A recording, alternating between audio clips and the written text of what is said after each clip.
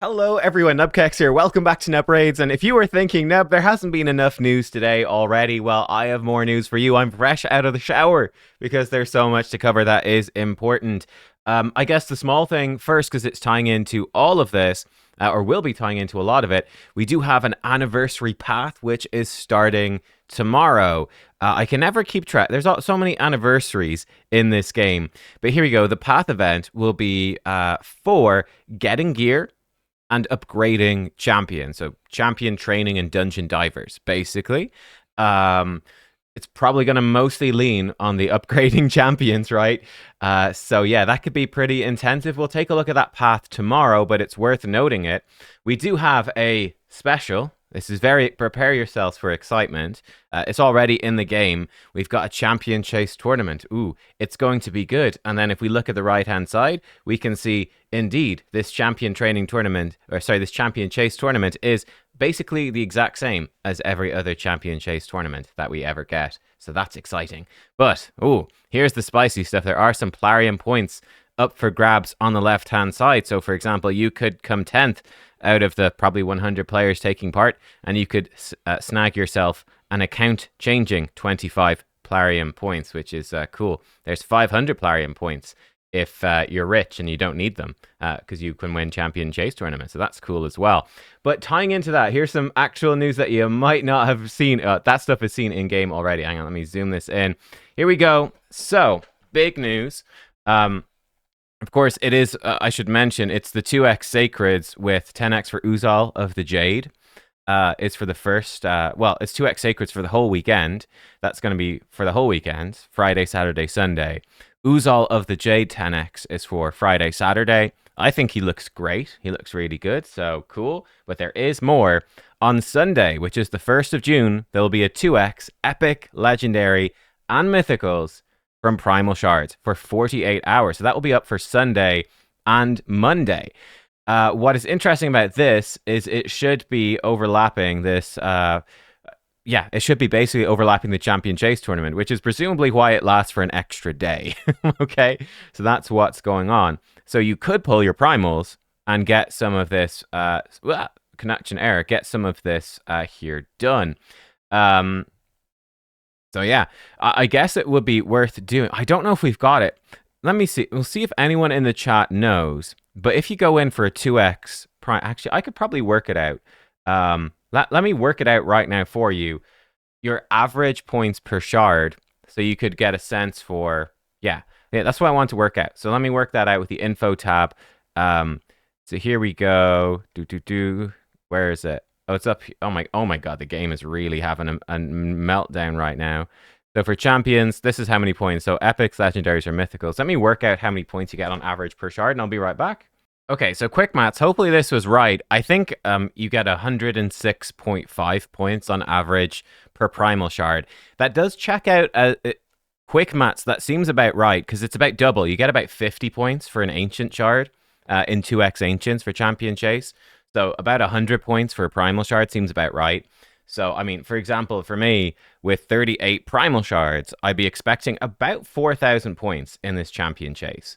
So that's something that you might want to consider. Obviously, if you want to pull and potentially get Uzal as well, if you want to aim for this, like let's say with your primals, you're going to be at 2,500 with your primals. You go, oh, wow. Well, if I pulled one sacred, I could get 3,000 points. Not a big deal if you pull on Sunday. It will still be 2x Sacreds, and it's only a 10x for Uzal. It's not the end of the world, but it's something to bear in mind. If you are waiting until Monday, there won't be any 2x Sacreds anymore, so you're going to miss out on that, which would be bad, pretty much, right?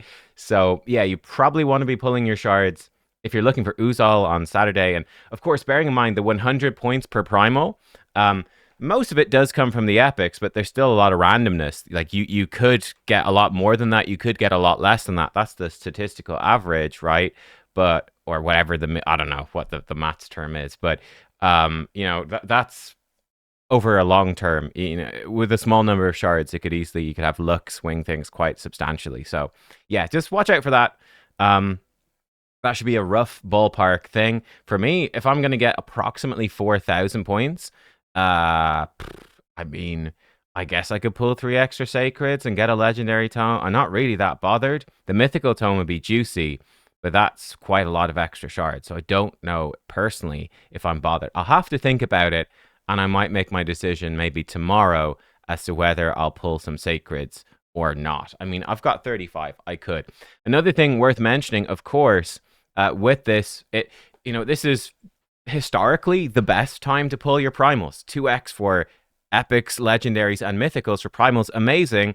It does seem quite possible, though, with this new Chaos Awakes event with Corrosa, this new Demon Spawn mythical. She's not in the game, but she's coming in. It seems quite possible that they might run like a 10x from primals for her. Is that worth going for, though? Well, I don't know. It's a bit of a, yeah, that's a bit of a stretch. I'm not too sure about that, honestly. Um, yeah, I don't think there's a massive difference between let's say they do 2x primals with a 10x for her versus just a regular 2x primals. I think most people would be happy with really any mythical. I don't know if she's like so much better than the other mythicals at all that I think she's one of the stronger ones, but I think there's better ones than her, like Galathier and so on. But yeah, I don't know. I leave that up to you guys. Of course, it's very much speculation. Will they do a 2x, 10x for her? Again, that's my speculation. They might be doing a different type of shard event. It might be only 2x mythicals and not 2x. That would be my most likely guess right now, is I do suspect they'll run a special weekend during this Chaos Awakes event where they'll do 2x mythicals with 10x Corrosa. That's my guess. But it is a guess. We don't know for sure. I think either way, pulling a bunch of primals on a 2x epics, legendaries, and mythicals is pretty fantastic, so you can't really go wrong. But it is worth noting that there are so few mythical champions that a 10x for a given mythical is actually quite strong. Certainly if you're a big spender and you've already got lots of the mythicals, if not most of them, because the way that primal shards are designed is totally just the gap between a spender and a non-spender is beyond absurd. If you are a big spender, then probably waiting for a 10x for a mythical you don't have is actually really worthwhile. Because there's a lot of guys out. I mean, you see them, right? That have got mythicals empowered and stuff like that. You see the arena defenses with multiple copies of mythicals, and they're all empowered. It's crazy, crazy stuff. But yeah, there we go. Now we've got more news. We've got some really big champ rebalance. Well, I think one big champ rebalance and one kind of small one. Let's cover the less exciting one in my mind first, which is Blind Seer. She is finally getting an update. Yes, a terrible, terrible void mythical Blind Seer.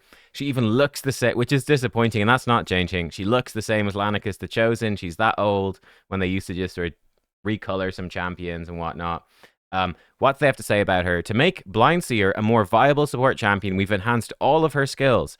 Her A1, decrease the enemy's turn meter with books up to 100% chance. Well, we'll see what her skills do. Yeah, cool. Okay, well, let's see what's actually changed. That's going to be more interesting. Let's full screen this bad boy. And here we go. Here she is. So, before, her A1 was 3 hits at random, and it had a 40% chance when booked to decrease turn meter by 15%. Now it's going to be 3 hits at random still, but each hit will have an 80 booking to 100% chance to decrease turn meter by 10%. Okay, they actually nerfed. That feels a bit bad to me. They nerfed the turn meter reduction. That's a bit harsh, I'll be honest, because it's 3 hits at random. So that's a little bit sad, but yeah, so 100% chance for 3 hits, decreasing turn meter by 10%. So like 30% turn meter reduction against a single target boss. It's a massive improvement. It's much more reliable. Yeah, I feel like they could have left it at 15% and it would have been fine, but hey, it is what it is. Dark Shroud, her A2, used to be block debuffs on all allies for 2 turns, and then a shield for 30% of her max HP. Now it's a 20% of her max HP heal, block debuffs, and a shield. So that's much better. That has a 4-turn cooldown. Now it books to a 3-turn, so she will now have a 3-turn cooldown. This is much more in line with modern champs, I think. 3-turn cooldown, big heal, block debuffs, big shield. That's a really solid move. That's really good. So that's great. Just a small improvement, just adding in the heal, but I think that's enough for that move. And then self-sacrifice. This is her revive. I was actually going to move out of the way, but you can actually see through me because my shirt is, well, it's been chroma keyed right now. It's actually green if I turned off the green screen effect. It's not a gray shirt. It is green. We'll look at just the Ascended version. It's the only one that really matters. Revives all dead allies to 35% HP and puts block damage on them, except for her for 1 turn on a 6 turn.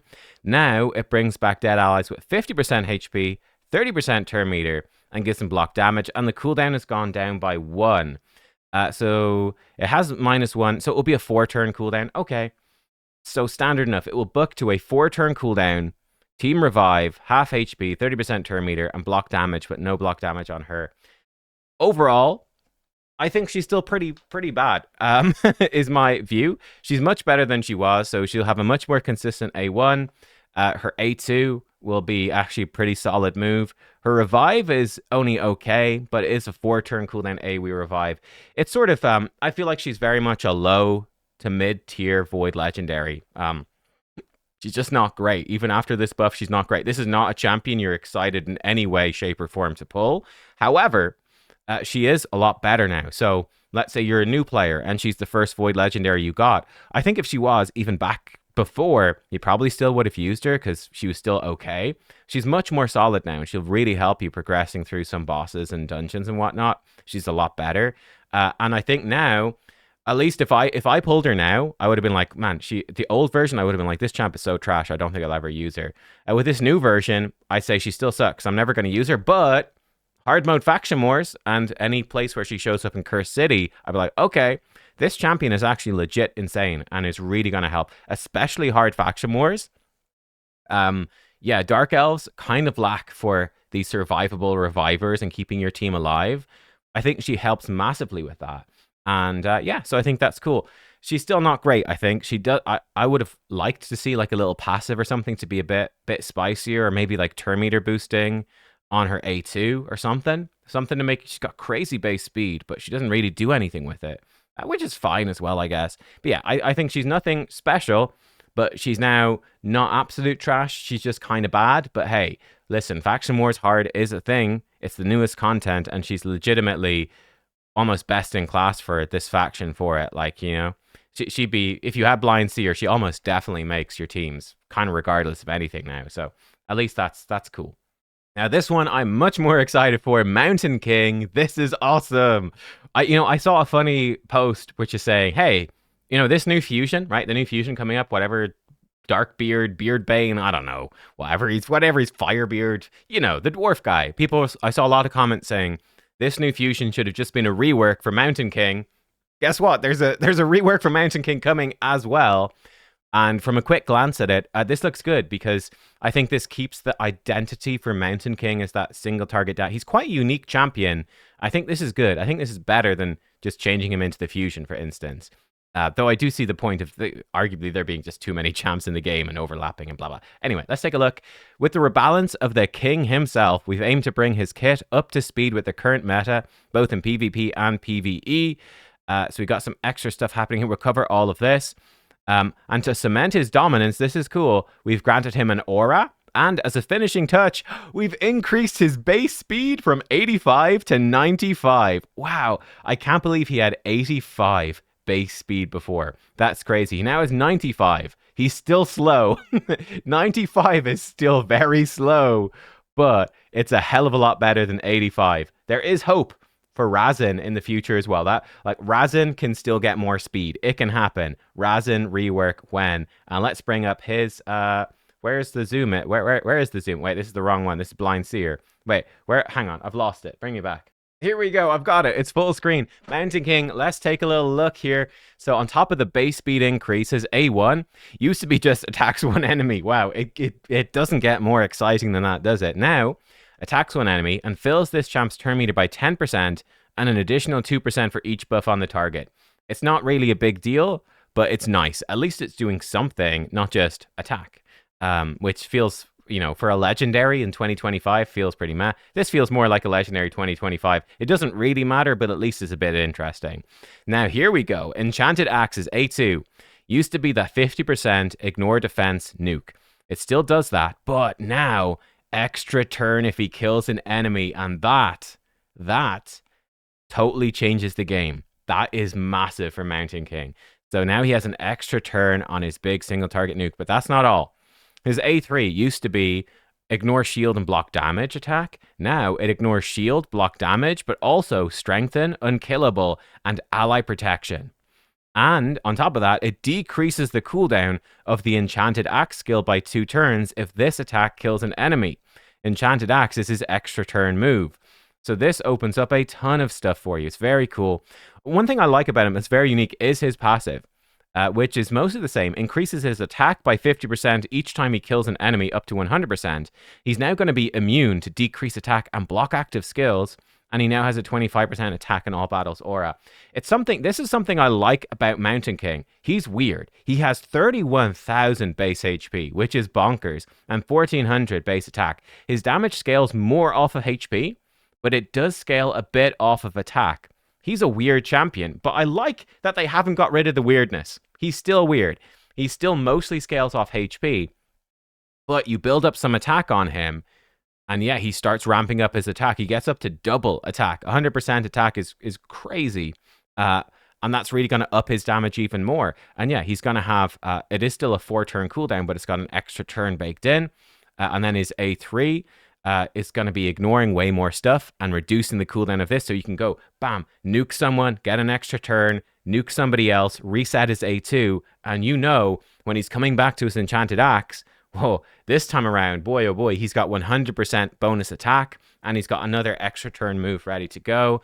And yeah, you can even though he's a HP champion mostly, you can slap him into a Merciless set, the chance for that cooldown reduction, the chance for extra turns, and he could really pop off.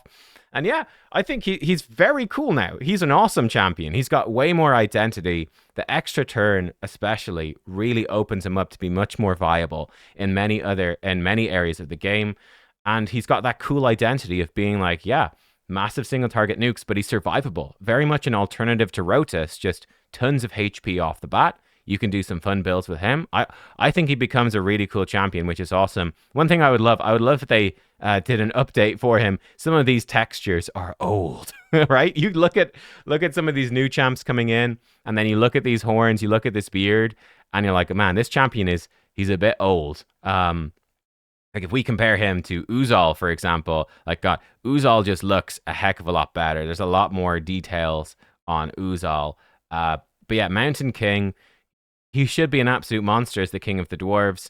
I think he's going to be more like it now. Yeah, I think it's a really big improvement. So there we go. Let me know. What do you think about these rebalances? I think the Blind Seer one is a sort of a minimum improvement of okay, make her okay. She's still bad, but make her okay. She's not a champ to be excited about, but she's fine. Mountain King actually has a lot of potential to be kind of badass now.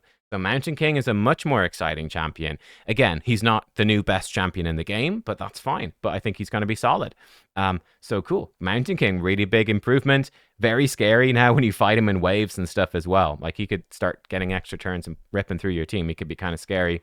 And yeah, there you go. Are you going to be pulling your shards this weekend? Lots of questions. For me, I probably will pull my primals. Yeah, I probably will. So I'll have about 38. I'll see you for that. I don't think I'm going to buy any. But I think just pull what I've got and see what we get. I might do that. So yeah, and I'll think about whether I pull some sacreds as well. Grabbing a mythical tome. I've only got 5. Getting a mythical tome would be nice. Because we'll definitely be getting Polara within the next few months. I'll definitely be getting her within a few months for sure. So we'd like to book up her. And if I ever pull another mythical, I don't know. We'll see what I decide to do. Because I don't know what I'm doing. But that's it for today. There we go. That's my thoughts. I'm curious to hear yours. And yeah, I'll see you next time. Thanks for watching. Goodbye.